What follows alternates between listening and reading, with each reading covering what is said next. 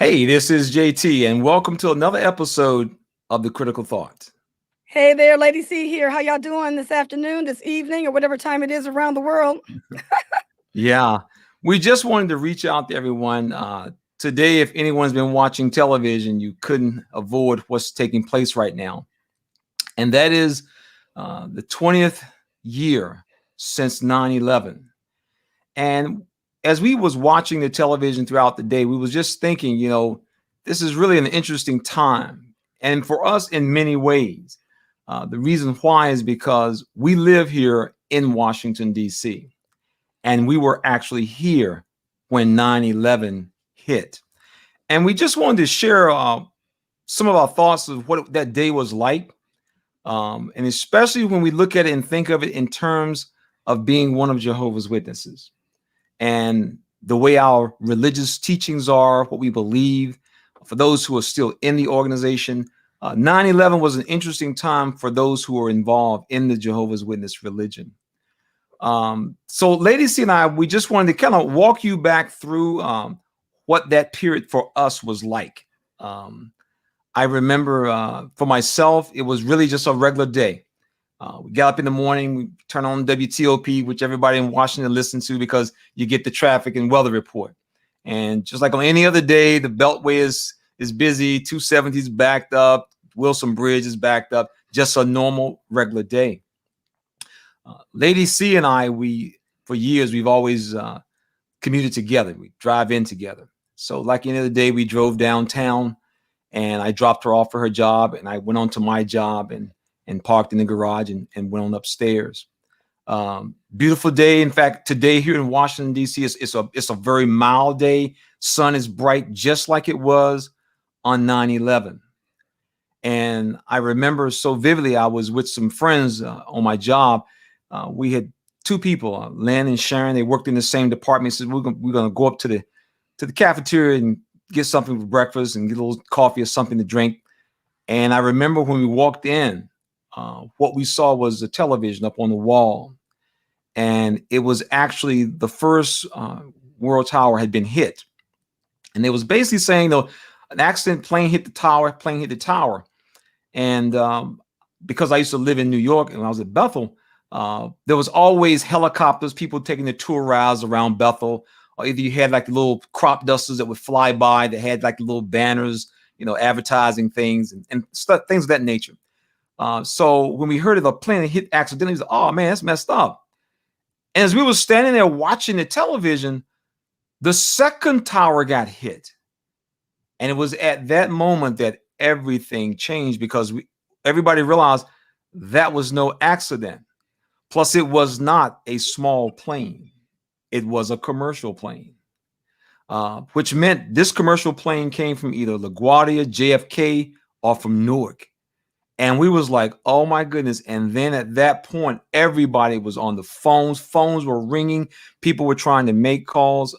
It was just simply a very chaotic day. For myself, we were looking around. We're like, what do we do? Should we leave? Everybody's trying to figure out what to do. People were trying to call their children, their wives, their husbands. And then we heard the second notice was given. And that is when the plane hit the Pentagon. And the Pentagon is literally just right outside of Washington, D.C. It sits over in the Arlington, Virginia area. You simply cross the 14th Street Bridge and it's there.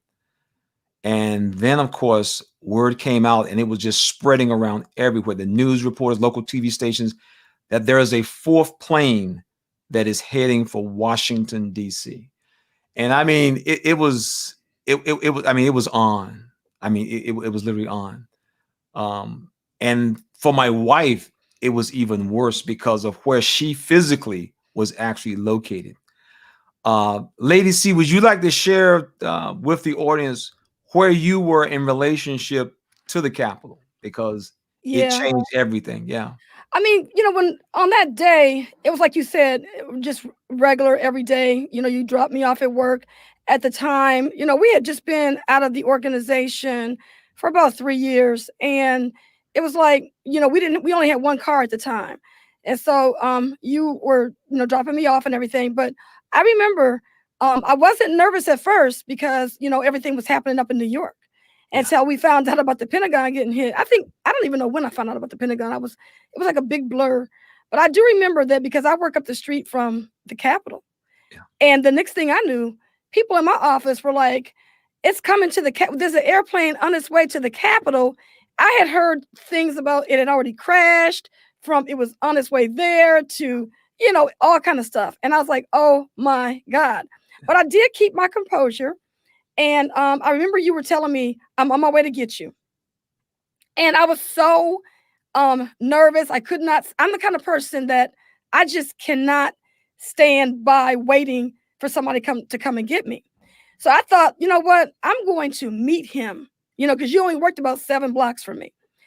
So a good thing I did, because when I started walking towards the area that I knew the street that you'd be coming down, I looked up the street and I said, there's our red truck. Why is it turning on another street? It was like, oh my God. Yeah. So all to find out that the police were directing traffic and was, making you go down another way. And of course, when I got ready to open up my phone to try to get a phone call out, it was like, all circuits are busy. Try your call again later. So there was no way to reach you. So thank goodness that it was like a gridlock, driving, in DC. So I was able to literally walk and catch you to let you know, hey, here I am, which was perfect timing. Yeah, it was amazing because the only way I can describe it is to think of a scene from a typical school at 3 o'clock. The bell goes off, and you've seen in the movies, all the kids run out of the building. Well, that's basically how it was on 9/11, because a lot of buildings hit their fire alarms to get the people to get out.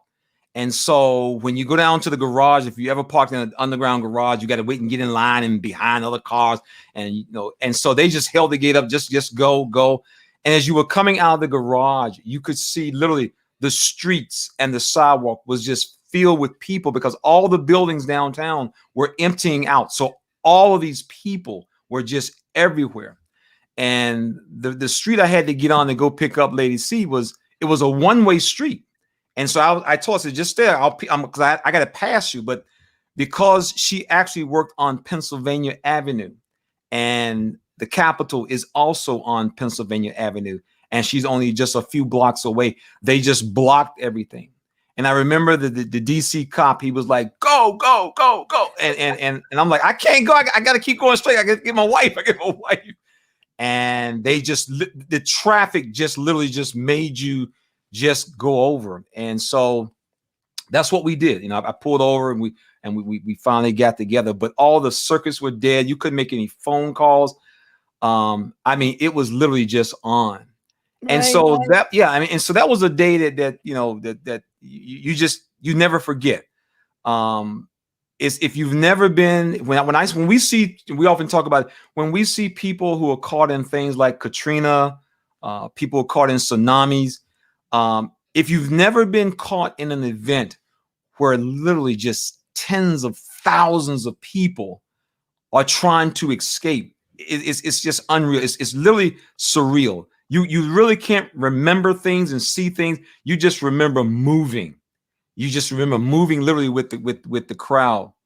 And so for us, this day, as we look back, it just brings back memories. It's just so ironic. I actually got a phone call today from one of the ladies I work with, and she says, JT, Lady C, it's been 20 years. And she called us up. That was interesting when we got her call, and I just told her that we're online, so I don't know if she is. We told her we're going to be online today. So if Lynn, if you're out there, we threw in your shout. But yeah, it was just simply an amazing day, and the impact that it had on people's lives and how it changed so many people. In the area that we live in, a lot of people they work for the government, they work for the military, they work for the Pentagon, and so we had people who we knew of, who had family, who were actually in the building. In fact, we found out later on that one of the guys I used to work with, he had taken a job with a contractor, and his assignment was actually the Pentagon. And he said that morning they had gotten, like they normally do, they come in and then they go get something for breakfast over at the cafeteria. And it just so happens that that side of the building where their site was at was actually what was hit. He said they was over in the cafeteria and they literally felt the Pentagon move. And for anyone who's not familiar with the Pentagon is probably one of the biggest buildings in the United States. It's just huge. It has like rings all the way out to what's called the E ring. Just a huge building. I've had a chance to go into it a couple of times when I was a contractor, and you'll get lost. If you get lost, you'll walk around for hours trying to figure out where the door is at. The parking lot is like, for you park as a civilian, is like over a mile away. And so this building was hit, and we knew people in our area that lived near us. Some of our neighbors, they actually worked there, and we got a chance to find out, that they made it out okay. But I mean, the impact, it was just unreal. And so what happened for us was just simply a personal life experience. We saw something in the paper that we thought was just so interesting how it was worded. It's been 20 years now. And the paper made the point that because of being 20 some years, there's literally a generation of young people who are now growing up where 9/11 is not going to be a memory for them. It is going to be history. And I thought about that. I said, it's amazing that if a child was 4, 3, 5 years old, they really probably don't have any memory of 9/11. So when someone asks the question, where were you on 9/11? Many of us as adults, we can describe exactly where we were, what we was doing, what was going on that morning, because for us, it's a memory. But the passing of time will, for some, make it nothing more than part of history. And the reason why we make that point, and we wanted to stress that today, is because we come from a religion that has a long historical record of taking world tragedies, world events, and trying to literally scare people to death. Lady C, would you like to share some of the correspondence, some of the phone calls we got, conversations that we had because of 9/11 coming from people who were still in the organization? Yeah, I remember my father had recently stopped going to meetings, and there was a brother that he knew that said, "Hey," he sent him an email and said, "Get back to the Kingdom Hall because it done started." That's exactly how he said it. He said, "It done started," talking about that the end was here. And just a lot of people were just, going back to the Kingdom Hall because they thought that the end of the world was here, and they were, saying, "This is my answer." I've been on the fence. I've been, undecided. And people that really hadn't, thought about going to meetings and things, they were right there. I had a lot of cousins that, when I grew up, they were nowhere around. When I was, being, jeered at, laughed at for not celebrating holidays and things like that, they were living their lives. Those people, they came into the organization during that 9/11 situation. Yeah. I mean, the reports that we were getting from people who had family, and including ourselves, after 9/11, Kingdom Halls were packed. I mean, just packed. People coming back. Many of the elders all around the world, they use this as an excellent tool to teach, to scare people. Circuit overseers, and at this time, district overseers were still in action. Local elders. This was a talking point. This is it. This letting us know when the last days is almost over. It's wrapping up. I mean, the whole scare people to death routine was just run on so many people. And I remember having a conversation with a former elder. He's now a former elder. And he was saying, JT, this is it. And I said, well, let me ask you something, man. I said, it's terrible. I mean, it's terrible, but what happened to the true peace and security? I thought we were supposed to get the true peace and security before the end came. And he sat there and he was like, oh, yeah, that's right. Yeah. I said, well, I thought things were supposed to get so nice and so wonderful in the world that the nations would look around and say, we can declare true peace and security. So how is it that they're going to declare true peace and security and we're going to send 20,000 soldiers overseas? And so you could just see his mind starting to run like, yeah, the teachings is not quite in order, are they? And of course, we know now, 20 years later, uh, the same as it was if you lived in 1914, and 20 years later, you're looking at another event. And so what we're looking at is, once again, the organization gets hyped up. They get all antsy, as some say, they get their panties in a bunch, as it were. And so that's what happened right after. And now, 20 years later, 20 years later, all those kingdom halls that were packed, you couldn't find a seat. They have nobody attending the meetings, to the point that the organization has been on a rampage trying to consolidate congregations together to make up one full kingdom hall. My mom told me, she said that they consolidated the congregation I grew up in as a kid. And she was talking to someone who still goes.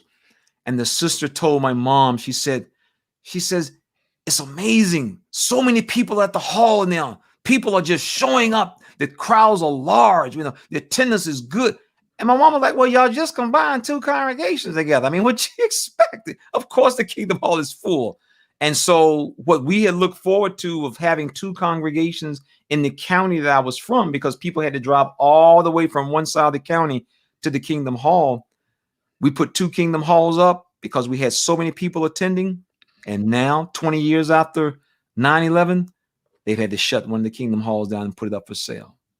And so the organization uses this to scare people. The scare tactics that the organization uses, and they're very effective. Perhaps many of you may have been individuals who actually went back. We know people who went back, and we know people who, after a few years, they were like, I can't do this. Because when they got back, what they found was exactly what they left. The very same thing. Jump higher, run faster, do more, do more. And so as you look back on today, on your own life, think about what has happened to you, where you have come from and where you have gone to, and where you're going. I really feel sorry when I look back at many of the people who were left behind. I remember on the day of 9/11, the conversations I had with people who were still in the organization, people who had Bethel, people who had family at Bethel, and the way the organization responded was just very, very sad.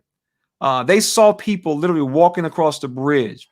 Anyone who's seen how Brooklyn Bethel is located is right at basically at the base of the Brooklyn Bridge, basically. And so, thousands of people were leaving Manhattan, lower Manhattan, coming over into Brooklyn, basically Brooklyn Heights. And it was amazing what the organization did. People were looking out the windows at Bethel, and they were told to close the curtains and get back to work. That's right. They were told to close the curtains and get back to work. The brothers were told, lock the doors, lock the doors. People all up and down the street, lock the doors. Now, what makes this so interesting is this is a church. This is a religion. Most people, when there is an emergency, people just jump in and start helping out. The Watchtower, on a typical day, feeds almost 3,000 people at Bethel when I was at Bethel. 3 times a day. That's 9,000 people are being fed. 9,000 meals are being fed for people. The Watchtower could have set up something right at the door, right on the sidewalk. Here's a bottle of water. Here's a bath towel. Now wipe your face off. Nah, society didn't do that. They locked the doors and closed the windows. Kind of remind what happens when witnesses come to people's houses. They lock the doors, they close the windows. And that's what the Watchtower did. And they did this as a church, as a religion. Of course, bad news, bad publicity, not looking good, realizing this don't really look good. And finally, they relented and allowed themselves to help people. This is the same organization that claims to be God's true organization. It's just amazing. And so now, some 20 years later, this is where we are. This is where we are. Lady C, when you look back at that day, did you ever think you would be where you are today, 20 years later? You know, I haven't even really thought about it like that. I just know that time moves on, Yeah. and it's like it doesn't matter what happens. There's been so many atrocities that's happened since 9/11. A lot of things, and one of the things I would like to say is people think that in the United States that when something happens to someone in a Western country or in like the United States, it's like, why are we the center of the universe? Yeah. It's like just because something happened in the United States doesn't mean that the end is coming. Because there's a lot of places, you know, like overseas Yeah. that have had atrocities and they have different things happening in their countries too. Yeah. So why aren't these people treated as if something is bad happening to them? Yeah. How come the end isn't coming because of that country? Why Yeah. does it have to be the United States? Yeah. Why do they have to be involved in an atrocity? Oh, now God sees that people are attacking the United States. So obviously, yes, It is near. the end is near. Yeah. That is so whack. Yeah, it is. I mean, realistically, people have been suffering around the world for decades and centuries. And of course, the organization perks up many times when it happens in a Western country, as it were. But there have been people who've been suffering and struggling for years. And yet the Watchtower will take these types of events and they would try to put some significance on it. I mean, some of the talks that people were giving about 9/11, they are simply designed to scare people. And there are people now who have reached a point in their lives that this is not what we need to be doing. And they have left the organization. I mean, the organization now is in a situation that it has never found itself. It cannot control its people. It cannot control the flow of information. And people are starting to take a second look at what they were a part of.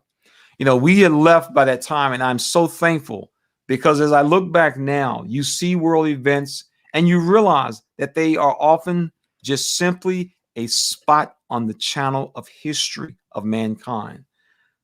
I can only imagine that the Jehovah's Witnesses who were around in 1914, they too looked out and said, the world is ending because of World War I.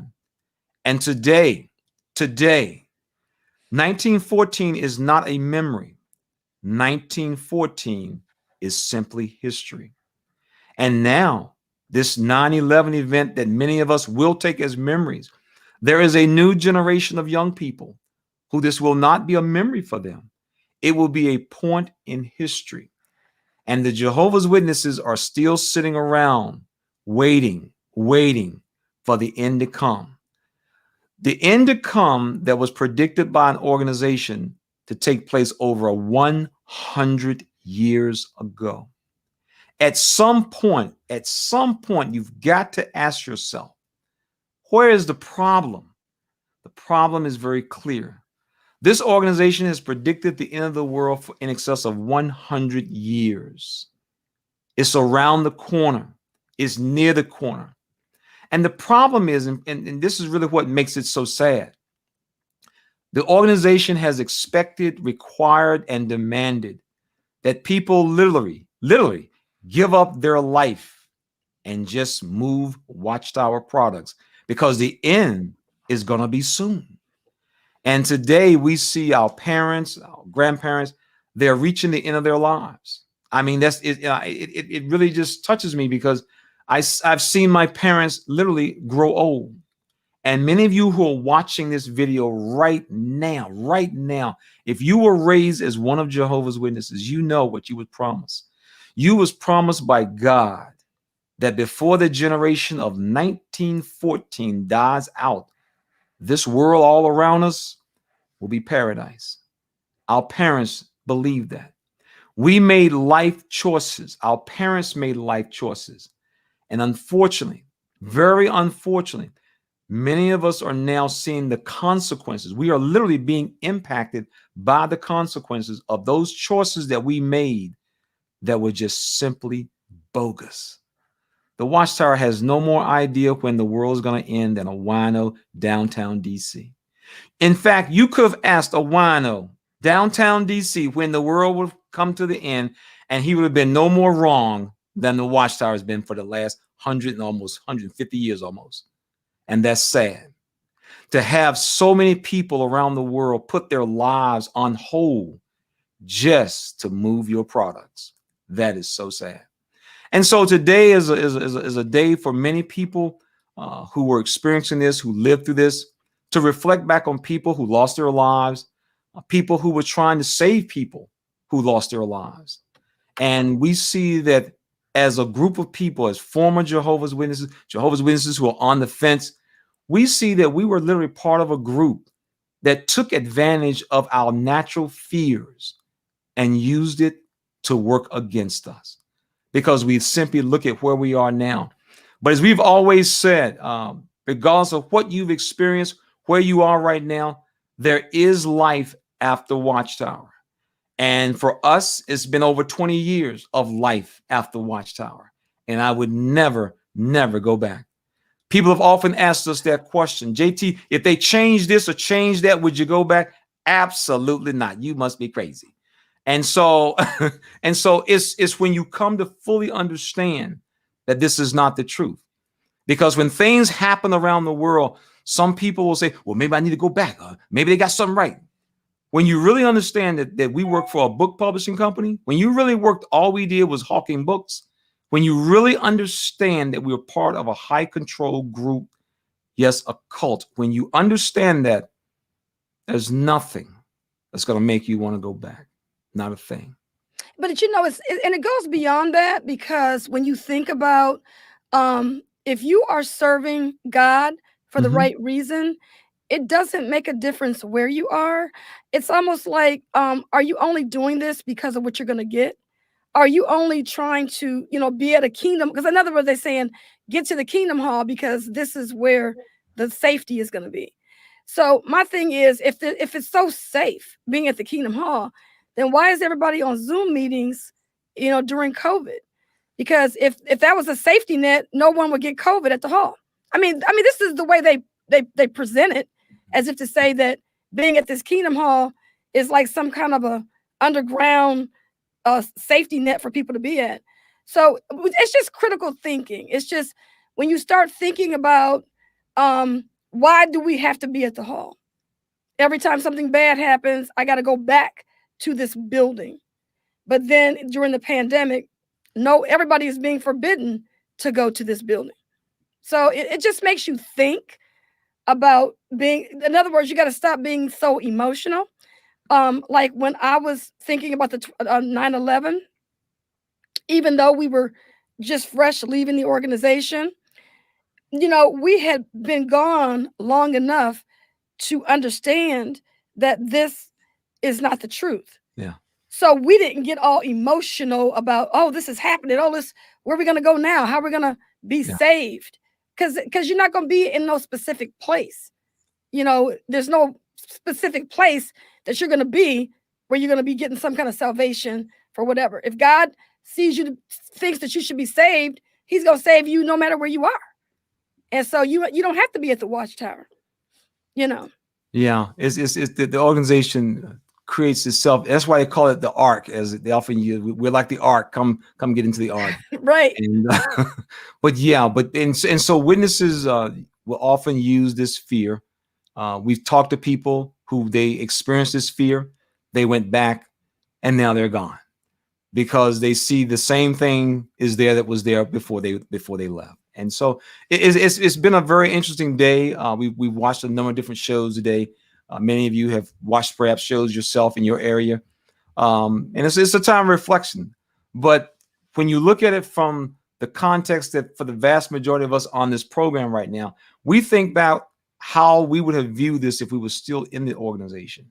For those of us who were still there at that time, how we viewed it. And we just like for people to share their own personal experience. What was it like for you being involved in the Jehovah's Witness religion around 9/11? And so in the comments, that we're going to leave this behind so people can leave comments later on. Feel free, just share with people what it was like, what you experienced, and what did you learn? Because we learned a lot. We learned that you cannot predict when God is going to bring the world to an end. And to try to grab hope to any little thing that happens around the world and use that to scare people, it doesn't work.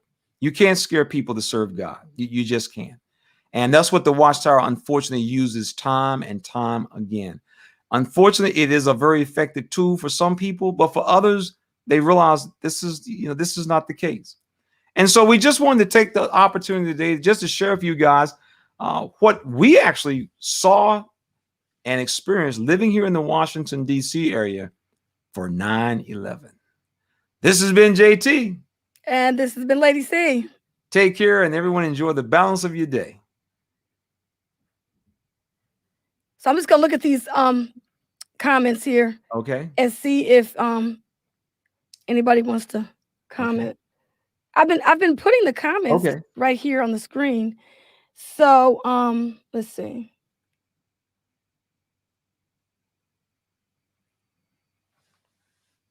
And we just want to thank everybody who jumped on. We were just sitting around, so let's just share something with some people. And so we just want to thank everybody for popping in and leaving their thoughts and everything. And we're going to put this up on YouTube as well. And people can comment on the YouTube as well. Yeah. It's on YouTube now. Okay, good. Yeah, we're broadcasting through StreamYard. Yeah. Thanks for the comment, Tammy. Yeah. Yeah, Lynn, I'm with you on that. It'll be very difficult to go back. It'd be very difficult to go back.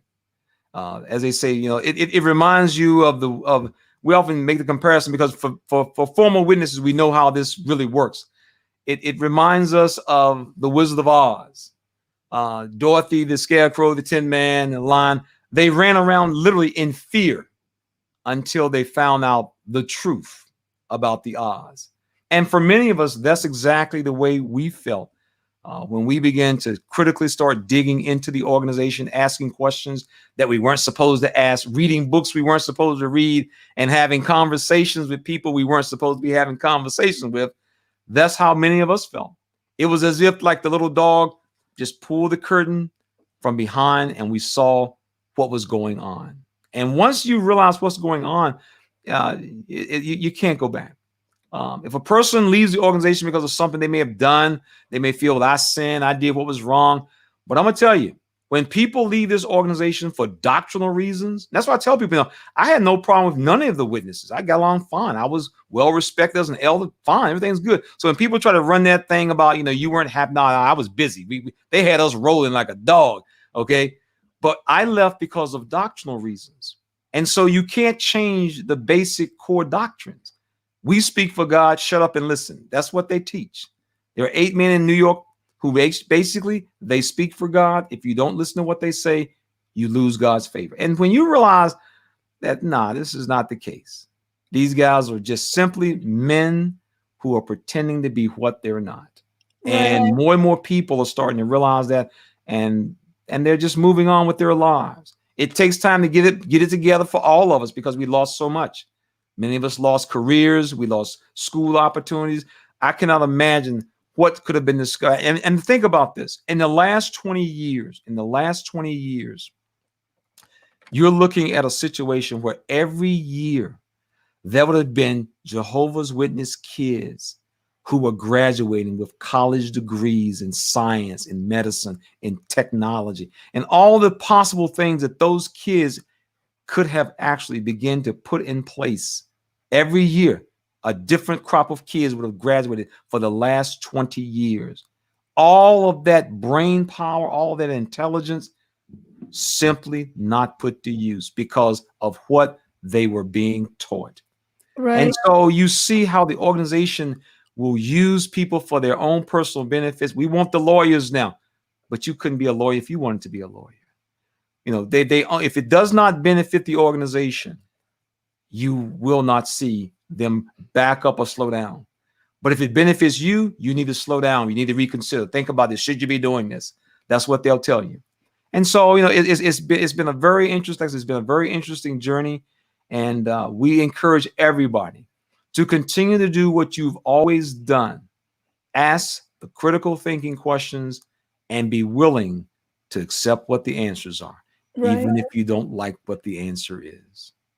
I just want to send a thank you, a shout out to the Higher Evolutionary for your contribution, and also to awake.com. Thank you so much. Appreciate your support. We appreciate everyone's support. We really appreciate everyone, coming out and, being on our videos and, being there in our audience. A lot of times we don't always get a chance to do as many videos as we like because our schedule is so busy. Yeah. So we just always appreciate. I'm telling you, I try to read all the comments that Yeah. we get when people are commenting on our videos. We appreciate that. And you guys are wonderful. The things that you say, your experiences, we Yes. just wish we could just, talk to everybody personally. We don't always get a chance to do that. But I tell you, I'm working through my list. So if anyone has called or emailed, and I'll tell you this, one thing happened to me. I was looking for an email the other day and I couldn't find it. And I went to the junk mail. I said, maybe it went to the junk mail. And when I went to the junk mail, I saw a lot of emails that got in there by mistake. Yeah. So if you've ever tried to email us or anything like that, let us, just keep trying, because we're not ignoring you. But the bottom line is that those emails just may be going to the junk mail. We didn't realize it. Yeah. Yeah. Yeah. So we just want to let you guys know we really appreciate you. Yep. Absolutely. Yeah. I'm trying to read all these comments here. It's kind of it's like a sea of words when you're like on a live feed and you're talking and you're trying to look at the camera and you're also trying to read these comments. It's like, wow, there's a lot of comments, nice comments that people are leaving here. We appreciate everybody. Yeah. And somebody else, I'll put him up here. Thank you so much. Merlot 72. Appreciate you. Yeah, thanks so much. Yeah. So yeah. So in fact, what we are looking at, just to put something out, we're trying this new. We with the help of many of you, we've been able to look at this new technology that we're using now, and we want to try to see if we can use it to do more live shows, to actually have open forums, something like that, where you can ask questions. We can discuss things that, as you know, you can't discuss at the Kingdom Hall.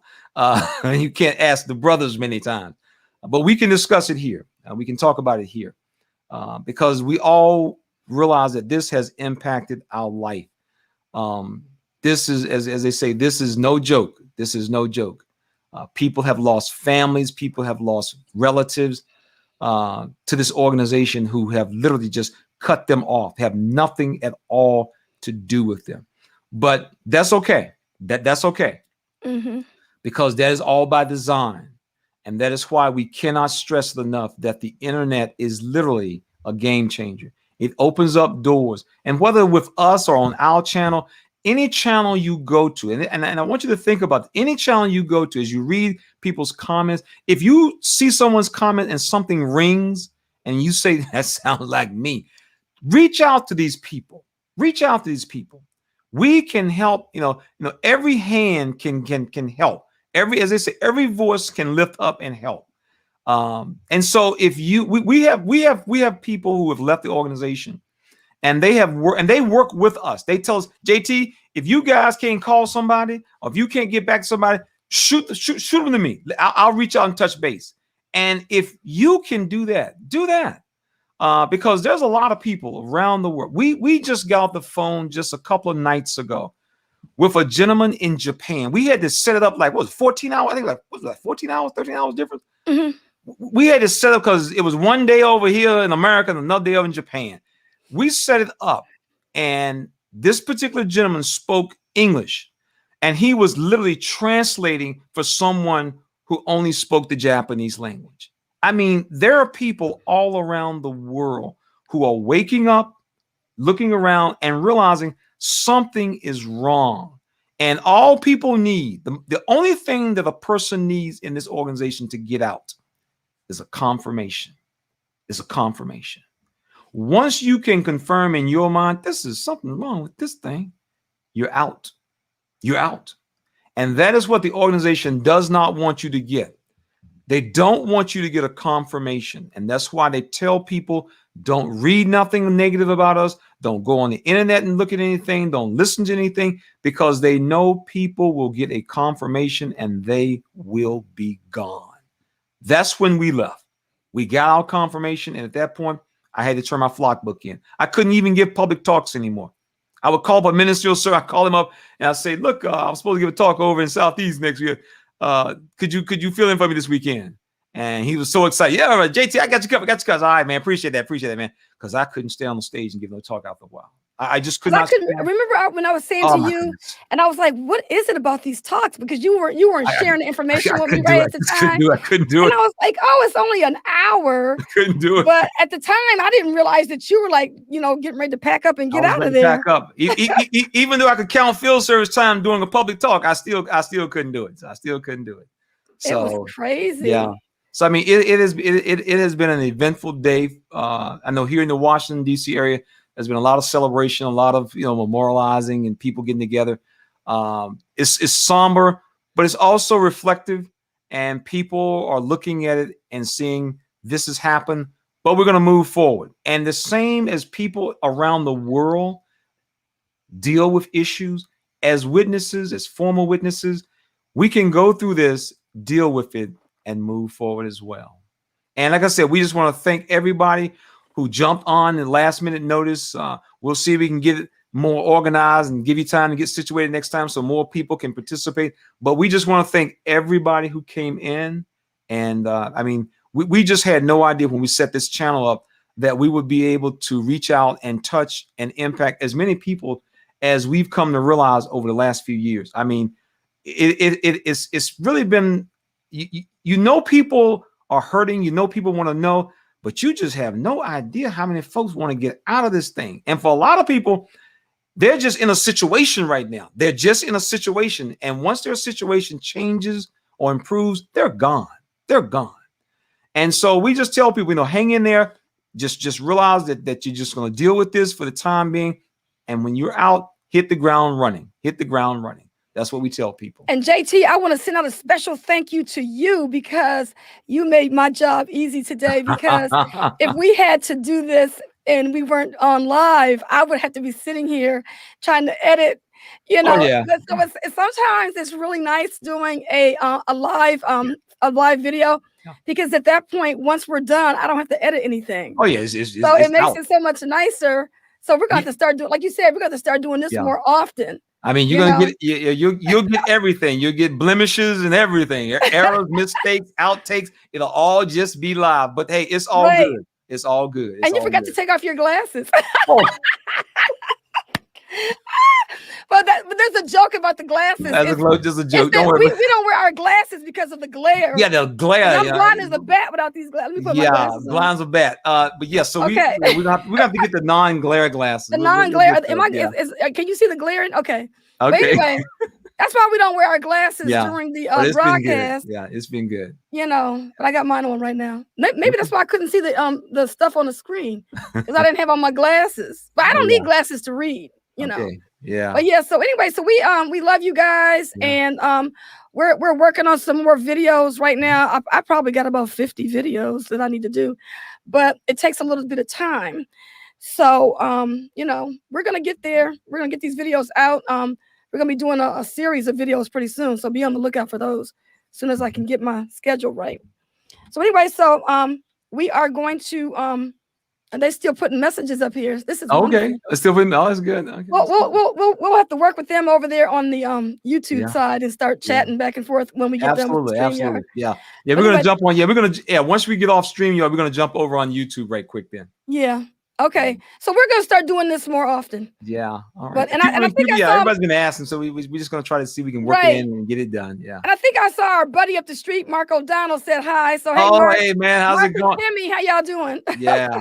Yeah, it's funny that after all these years of listening to them, and it just never really dawned. They actually live up the. We're here in the DC. We put about 45 minutes from him. So it's all good, man. It's all good. So we're gonna eventually get up there and visit with them. Yeah, we're gonna get up there. We're coming. We're coming up, and we're gonna go up to the harbor. Go out for lunch or dinner at the harbor. Right. Absolutely. All right then. All right, everybody. Peace out. Have a great day. Take care. We'll see y'all bye-bye. on the other side. All right. Bye-bye.